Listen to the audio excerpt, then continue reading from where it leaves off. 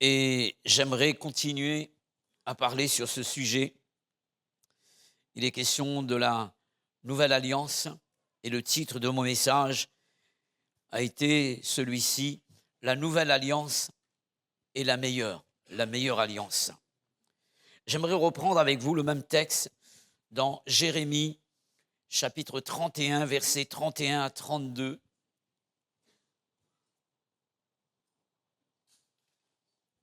Quels sont ceux qui étaient là dimanche, s'il vous plaît, dimanche dernier?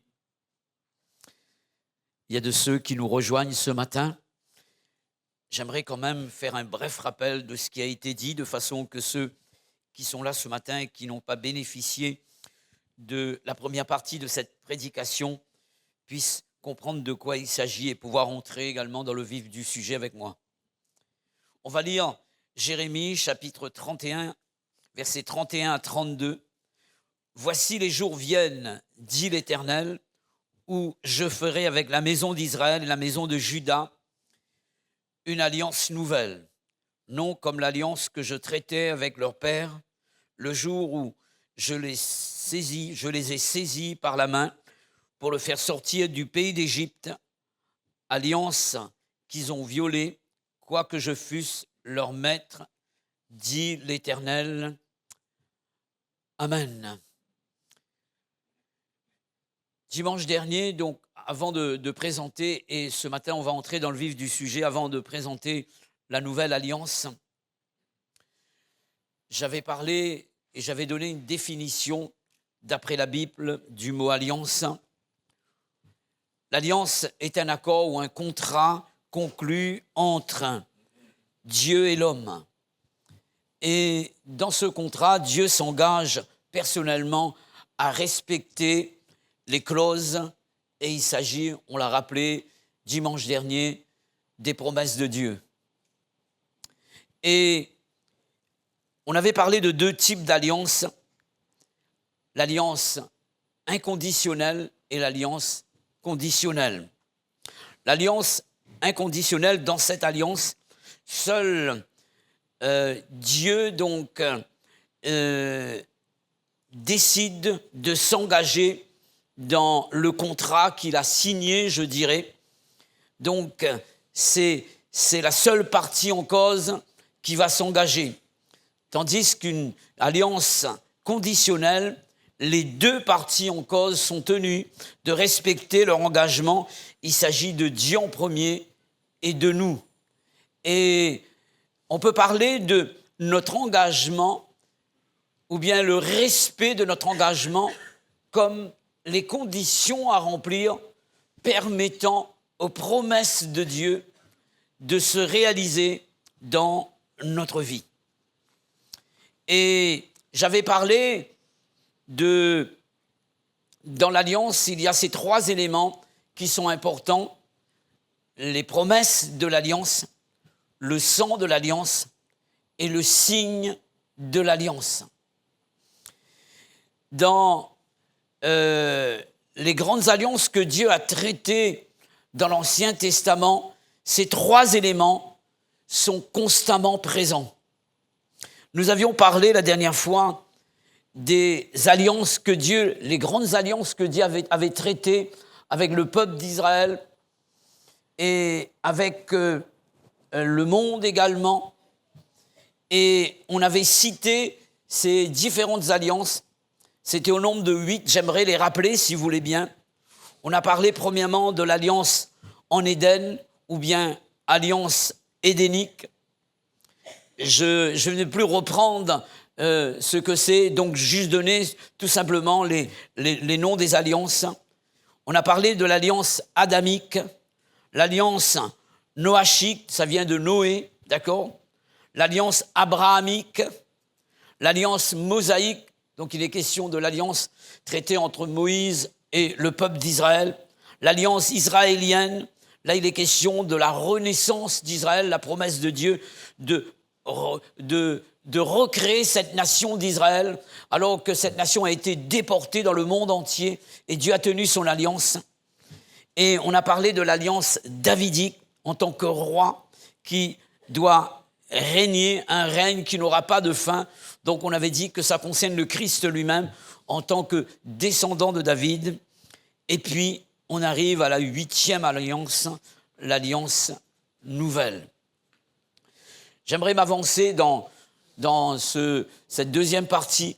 La nouvelle alliance est meilleure et supérieure à toutes les alliances que Dieu a traitées. Pourquoi cette alliance est meilleure? Parce que tout simplement, elle est plus puissante. Elle est plus puissante. Et la Bible va parler d'une alliance excellente. Pourquoi? Parce qu'il y a quelqu'un qui est venu traiter cette alliance. Et cette personne n'est pas un homme, c'est Dieu lui-même. Et dans les paroles de Jean-François tout à l'heure, ses commentaires, il avait parlé de ce Dieu qui s'est fait homme. Il est question de Jésus. Ce matin, j'aimerais voir avec vous dans cette deuxième partie des nouveautés qui existent par rapport à cette nouvelle alliance. Quand on parle de nouvelle alliance, on est obligé de parler de tout ce que cela exige comme nouveauté. Et j'aimerais vous les donner. J'en ai trouvé 7 dans le livre des Hébreux, donc le texte de cette lettre de l'auteur aux Hébreux. Et j'aimerais vous parler ce matin du nouveau sacrifice, du nouveau sacrificateur, du nouveau sacerdoce, de la nouvelle loi, nouveau sanctuaire, nouvelle route, et ensuite, nouvelle promesse. Cette route et cette promesse nous conduisent vers le ciel. Voilà pourquoi dernièrement j'ai parlé de nouveaux cieux, d'accord? J'aimerais vous parler du nouveau sacrifice. Et il nous faudra parcourir l'épître aux Hébreux pour découvrir toutes ces nouveautés que Christ nous a apportées pour nous permettre à chacun de nous de vivre une vraie relation avec Dieu par cette personne qui est la personne de Christ. Car il n'y a pas de véritable relation s'il n'y a pas cette personne intermédiaire entre nous et Dieu. Il est question de la personne de Christ. D'ailleurs, l'apôtre Paul va dire ceci: il n'y a qu'un seul Dieu, mais aussi il y a un seul médiateur entre Dieu et les hommes, Jésus-Christ, homme. Nouveau sacrifice. Qu'est-ce qu'on offrait à Dieu sous l'ancienne alliance? On va lire ensemble dans Hébreux chapitre 9, versets 9 à 10, s'il vous plaît.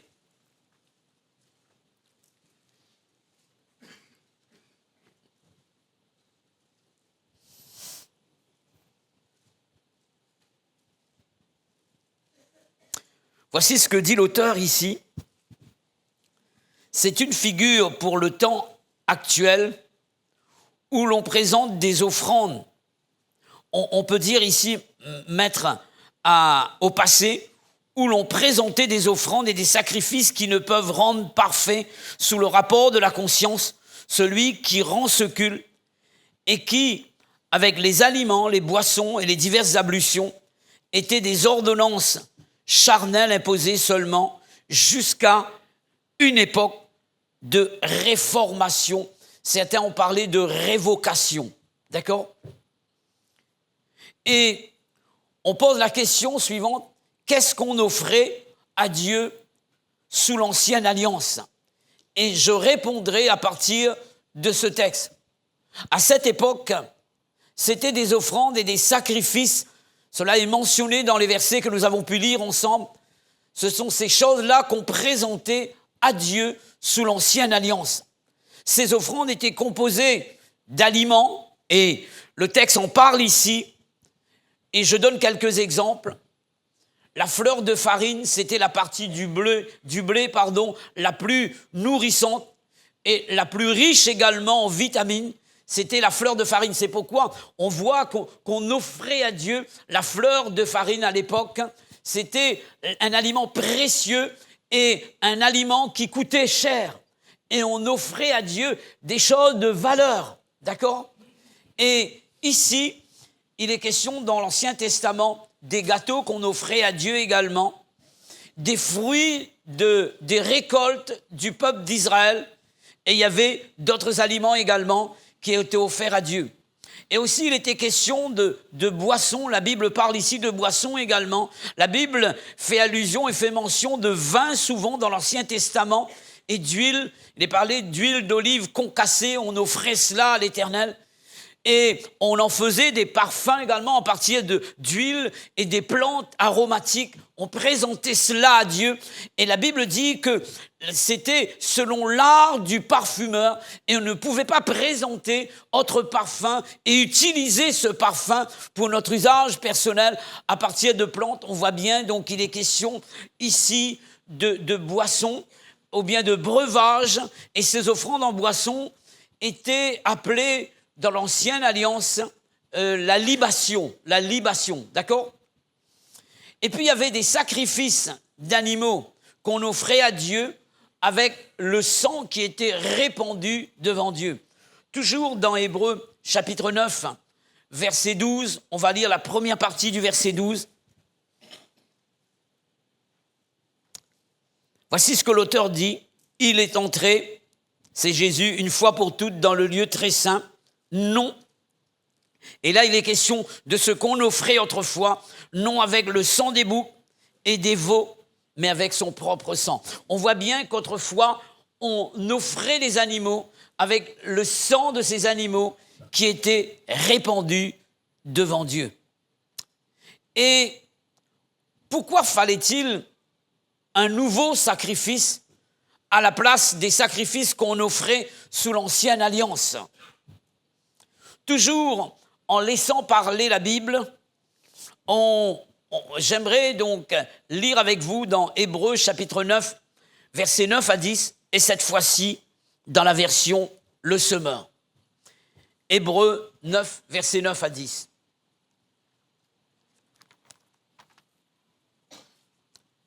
Voici ce que donne cette version. Nous avons là une représentation symbolique des réalités de l'époque actuelle.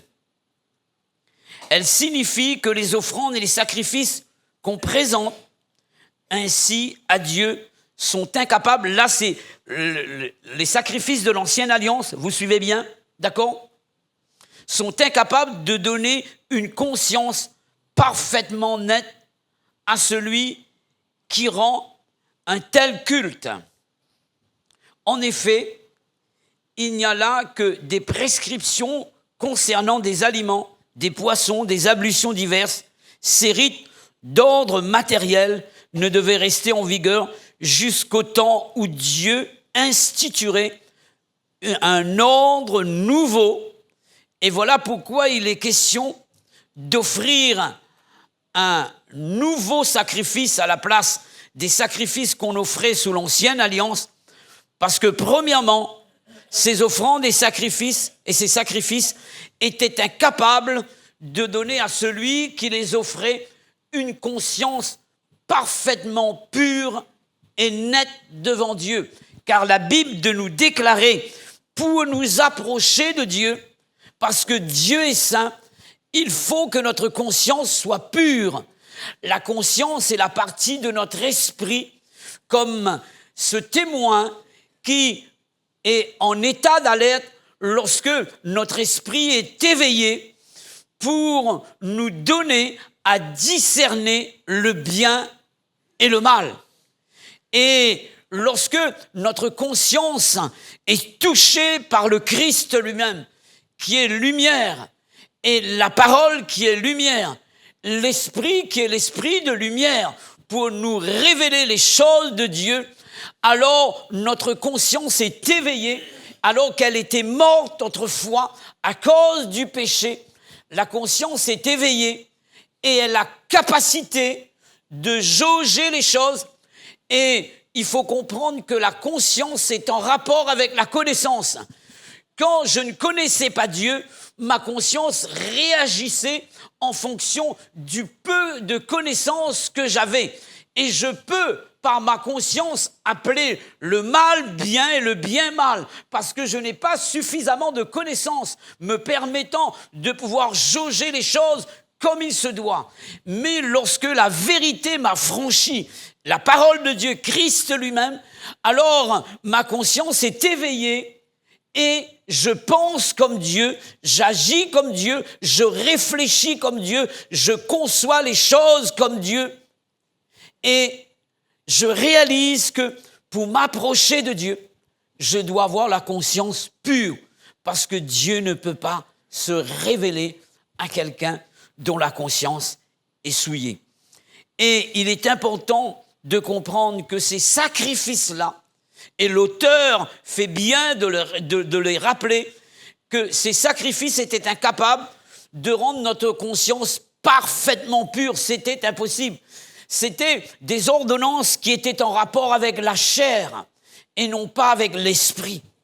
Et aussi, ce qu'on offrait autrefois, et on a lu ensemble, n'était qu'une représentation symbolique et non pas la réalité. Ces offrandes et ces sacrifices étaient imposés jusqu'à une époque de réformation. Amen. Et cette époque est arrivée lorsque Jésus est arrivé. Alléluia. Lorsque Jésus est arrivé. Voici la réalité, puisqu'on parle de réalité. Voici le nouveau sacrifice. Voici le vrai sacrifice, agréé de Dieu et agréable à Dieu. Il s'agit de celui de Jésus. Amen. Hébreux 9, 12. Voici ce que la Bible dit. Il est question de Jésus. Il est entré une bonne fois pour toutes dans le lieu très saint avec son propre sang, ayant obtenu une rédemption éternelle. Le sacrifice de Jésus, mes frères et sœurs, nous offre une rédemption éternelle. Amen. Nous sommes rachetés une bonne fois pour toutes. Alléluia. Et tu dois le comprendre.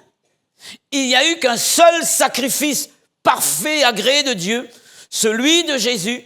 Et la Bible dit que Jésus s'est offert une bonne fois pour toutes. Cela veut dire que le sacrifice est valable une bonne fois pour toutes. Nous n'avons plus besoin de reprendre un sacrifice. Il est parfait. Et nous devons comprendre que, à cause de la perfection de ce sacrifice, notre rédemption, elle est parfaite et aussi, elle est éternelle. Amen.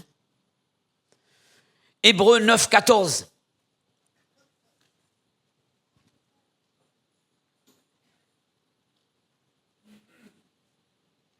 Car par une seule offrande, il a amené à la perfection pour toujours ceux qui sont sanctifiés. Il est question de nous. Amen. D'accord? Le texte nous dit ici, Hébreux 9, 14, j'avais dit non, c'est bien ça?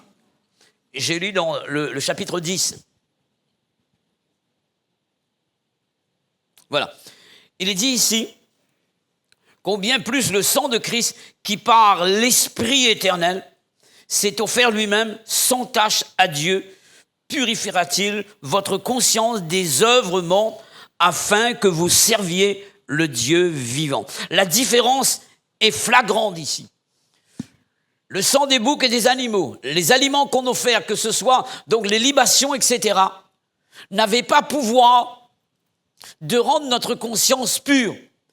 Et là, différemment de ces sacrifices, la Bible déclare ici que l'offrande de Jésus, son sacrifice, purifie notre conscience des œuvres mortes afin que nous servions Dieu.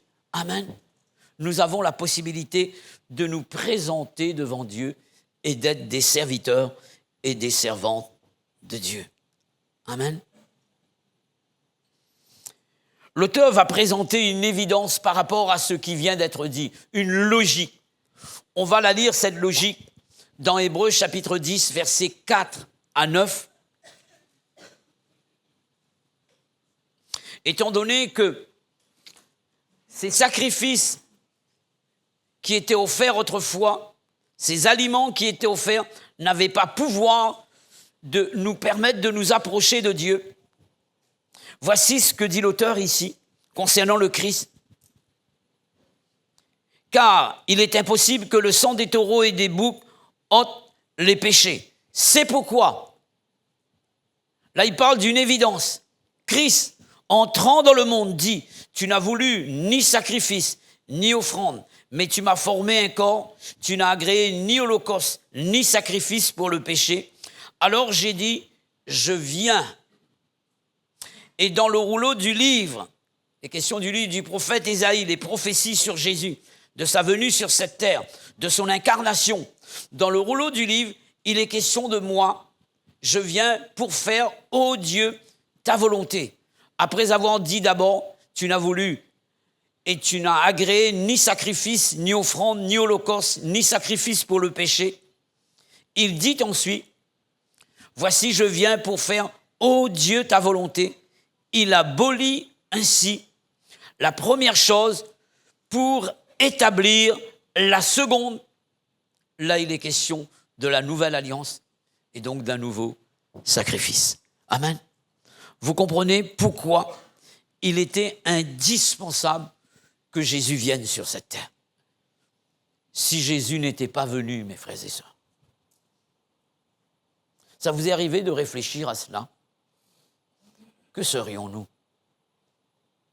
Parfois, nous l'oublions tellement dans notre vie. Nous le délaissons. Nous ne faisons de lui parfois aucun cas. Il y a de ceux qui vivent sans lui dans ce monde. Si seulement tous les gens pouvaient connaître le pourquoi de la venue de Jésus, il y aurait plus de personnes dans cette salle ce matin. Ce culte ne serait pas suffisant. Il nous en faudrait au moins 3, 4 cultes. Si ces gens voulaient comprendre ce que Jésus a fait pour eux. Alléluia. Il est le seul sacrifice agréé de Dieu et agréable à Dieu. Amen. On va parler, et c'est tout à fait normal, on ne peut pas parler de nouveaux sacrifices sans parler de nouveaux sacrificateurs. C'est tout à fait normal. Parce que c'est le sacrificateur qui offre le sacrifice.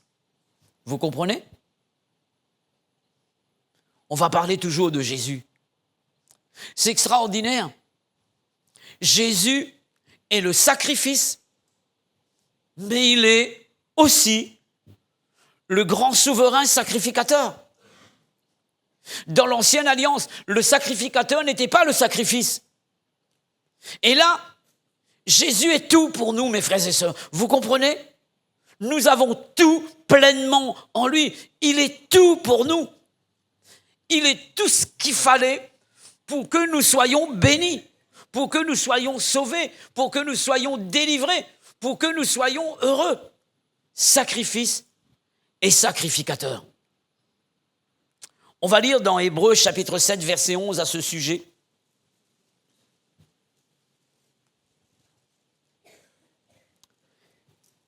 Mais Christ est venu comme souverain sacrificateur des biens à venir. Il a traversé le tabernacle, plus grand et plus parfait, qui n'est pas construit de main d'homme, c'est-à-dire qui n'est pas de cette création. La Bible dit ici, Christ est venu comme souverain sacrificateur. Amen. Et il est important de comprendre une chose. Et j'aimerais lire avec vous dans Hébreux, chapitre 7, cette fois-ci, verset 1er.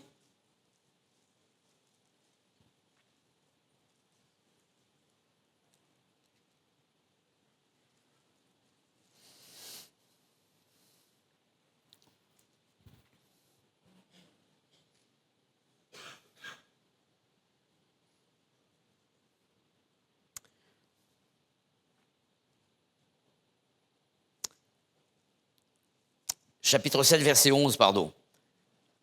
Je vous ai lu déjà le verset 11.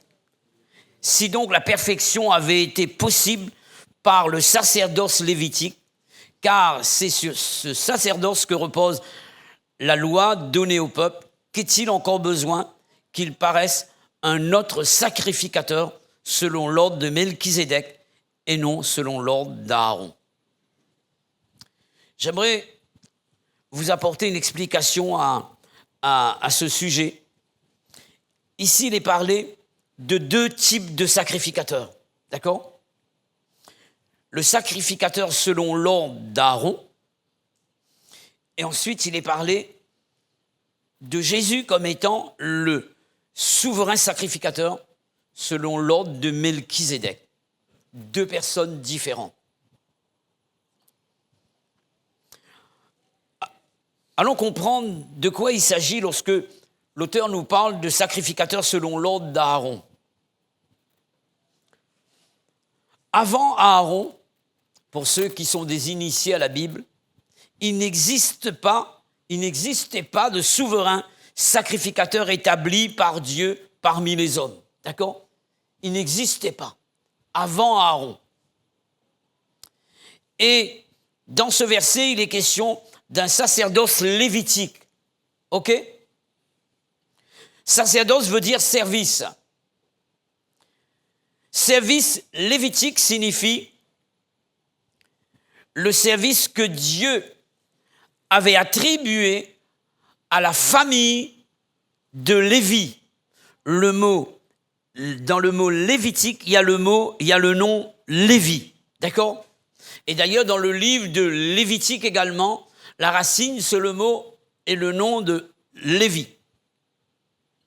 Lévi était le fils de Jacob, le fils d'Isaac, le petit-fils, le fils d'Abraham, et l'un des fils de Lévi s'appelait Kehat. Kehat engendra Amram. Il est important de comprendre cela. Amram fut le père de Moïse, d'Aaron et de Marie. Je reprends, parce que je dois réexpliquer cela après. D'accord? On parle d'une descendance là. Lévi était le fils de Jacob, le petit-fils d'Isaac et l'arrière-petit-fils d'Abraham. D'accord? OK? Abraham, Isaac, Jacob et Lévi. D'ailleurs, Lévi fait partie des 12 tribus d'Israël. D'accord? L'un des fils de Lévi s'appelait Kehat. Kehat engendra Amram.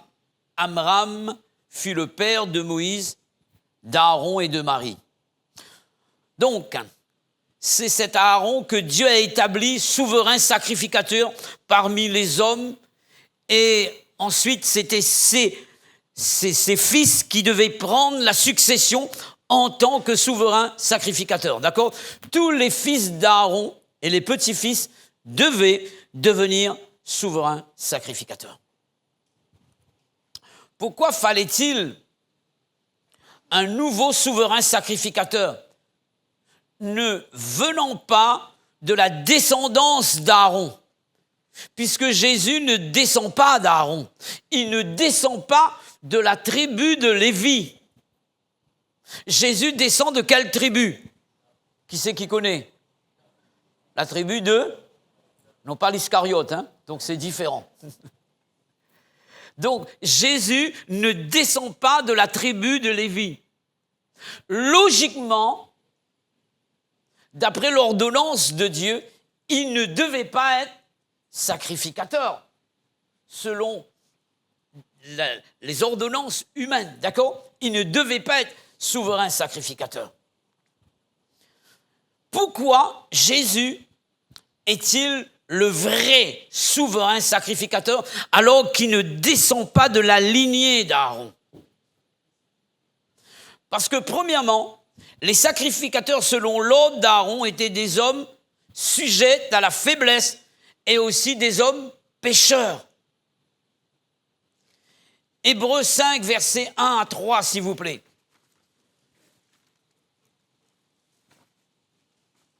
En effet, tout souverain sacrificateur pris au milieu des hommes était établi pour les hommes dans le service de Dieu, afin de présenter des offrandes et des sacrifices pour les péchés. Il peut être indulgent, et souvent on est indulgent, pour les ignorants et les égarés, puisque la faiblesse est aussi son partage. Et c'est à cause de cette faiblesse qu'il doit offrir des sacrifices pour ses propres péchés, comme pour ceux du peuple. Il est question de ces sacrificateurs, selon l'ordre d'Aaron, qui avaient des faiblesses dans la chair, la faiblesse humaine, et c'était des hommes pécheurs. C'est ce que la Bible dit. D'accord ?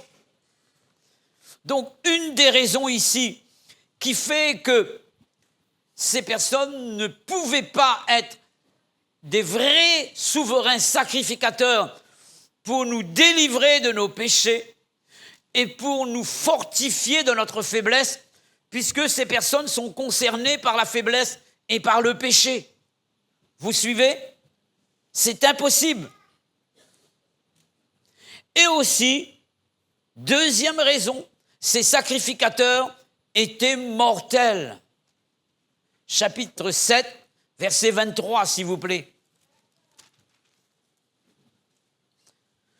De plus, il y a eu des sacrificateurs en grand nombre parce que la mort les empêchait d'être permanents. Vous comprenez pourquoi il a fallu un autre souverain sacrificateur.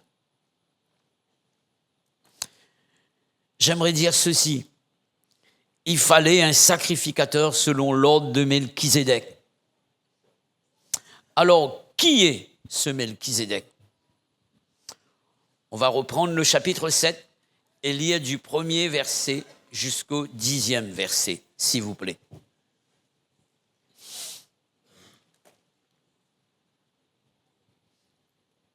J'aurai une troisième partie pour mon message, je le ressens.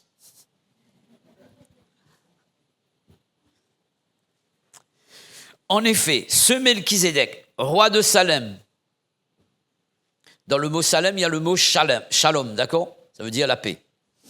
Sacrificateur du Dieu très haut, qui alla au-devant d'Abraham, lorsqu'il revenait de la défaite des rois. Pour ceux qui connaissaient cette histoire, Abraham est parti libérer son neveu Lot, parce qu'il y avait des ennemis qui sont venus attaquer Sodome et Gomorrhe, et Abraham est venu au secours de son neveu, et il est sorti vainqueur avec Dieu qui était sa force. Alléluia. On continue. Qui revenait de la défaite des rois, qui le bénit et à qui Abraham donna la dîme de tout. Abraham donna la dîme à qui ? À Melchizedek, d'accord ? Qui est d'abord roi de justice d'après la signification de son nom. Ensuite, roi de Salem, c'est-à-dire roi de paix. Qui est sans père, sans mère. Il est question de, ici donc, sans généalogie, qui n'a ni commencement de jour, ni fin de vie, mais qui est rendu semblable au Fils de Dieu. Ce Melchizedek demeure sacrificateur à perpétuité. Considérez combien est grand celui auquel le patriarche Abraham donna la dîme du butin. Ceux des fils de Lévi qui exercent le sacerdoce, là il est question des fils de Lévi, donc Aaron et ses descendants. Ceux des fils de Lévi qui exercent le sacerdoce ont, d'après la loi, l'ordre de lever la dîme sur le peuple, c'est-à-dire sur leurs frères, qui cependant sont issus des reins d'Abraham. D'accord ? Et lui, il ne tirait pas d'eux son origine. Il est question de Melchizedek. Il ne tirait pas d'eux son origine. Il leva la dîme sur Abraham. Est-ce qu'il avait le droit ?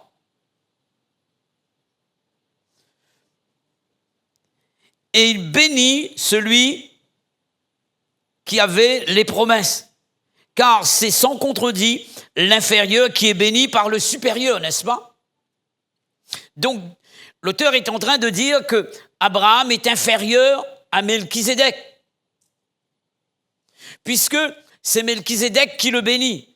et il donne la dîme à ce souverain sacrificateur. Et il est dit, ceux qui reçoivent la dîme sont des hommes mortels, mais là, c'est celui dont il est attesté qu'il est vivant. De plus, Lévi qui perçoit la dîme l'a payé ainsi dire par Abraham.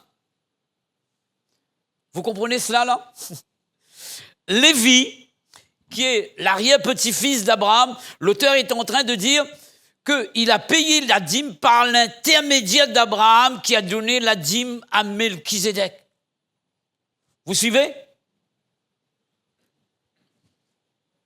Il est dit, car il était encore dans les reins de son père, il n'était pas né, lorsque Melchizedek alla au-devant d'Abraham. Un jour, Jésus dira, Abraham s'est réjoui de ce qu'il a vu mon jour. Et ils vont lui dire, mais tu n'as pas 50 ans et tu as vu Abraham? Il va dire, non, ce n'est pas moi qui ai vu Abraham, c'est Abraham qui m'a vu. Parce qu'avant qu'il n'existe, je suis. Pour vous dire ceci, mes frères et sœurs, que Jésus a apparu à Abraham ce jour-là, dans cette vallée. Je crois que ça s'appelle la vallée de Béra, je crois. Dans cette vallée, Jésus a apparu à Abraham. On appelle ça Christophanie, le Christ qui apparaît dans l'Ancien Testament. Et Abraham a donné la dîme à Jésus. Qu'est-ce qu'on est en train de dire ici? C'est que ce sacrificateur, même si on ne le connaissait pas, il existait déjà, parce qu'il est éternel. Abraham l'a vu là, mais il existait avant. Il a fait une apparition à Abraham, mais pour nous c'est différent. Il s'est incarné un jour, alléluia. Il est né par le Saint-Esprit dans le sein de la Vierge Marie. Ce Dieu s'est fait homme. Et il existait déjà en tant que grand souverain sacrificateur. J'aimerais dire ceci ce matin. Jésus est plus grand qu'Abraham. Un jour, on a posé la question suivante. Es-tu plus grand que notre père Jacob? Jésus est plus grand qu'Isaac. Jésus est plus grand que Jacob. Jésus est plus grand que Lévi. Jésus est plus grand que Moïse. Jésus est plus grand qu'Aaron. Jésus est celui, le grand souverain sacrificateur, qui est sans péché. Hébreux 7, versets 26 à 27, nous dit ceci. Il nous convenait en effet d'avoir un souverain sacrificateur comme lui, saint, innocent, sans tache, séparé des pécheurs, plus élevé que les cieux, qui n'a pas besoin, comme les souverains sacrificateurs, d'offrir chaque jour des sacrifices d'abord pour ses propres péchés et ensuite pour ceux du peuple. Car ceci, il l'a fait une fois pour toutes en s'offrant soi-même. Amen. Là, il est question de Jésus qui est sans péché. Jésus est éternel. Verset 24, s'il vous plaît, première partie. Mais lui, parce qu'il demeure éternellement, possède un sacerdoce qui n'est pas transmissible. Amen. Vous comprenez pourquoi il fallait changer de sacrificateur? Parce que ces sacrificateurs n'avaient pas possibilité, malheureusement, de nous donner l'opportunité de pouvoir nous approcher de lui. Je termine par cette pensée et ensuite on va pouvoir servir la Sainte Seine, s'il vous plaît. Hébreux 4, versets 15 à 16, s'il vous plaît.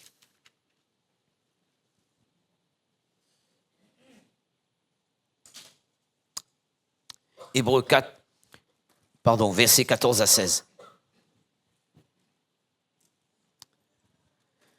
Ainsi, puisque nous avons un grand souverain sacrificateur qui a traversé les cieux, Jésus le Fils de Dieu, demeurons fermes dans la foi que nous professons.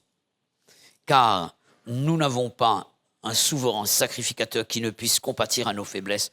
Au contraire, il a été tenté comme nous en toutes choses, sans commettre de péché.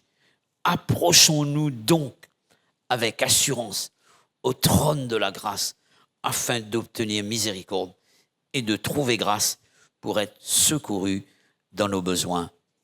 Amen.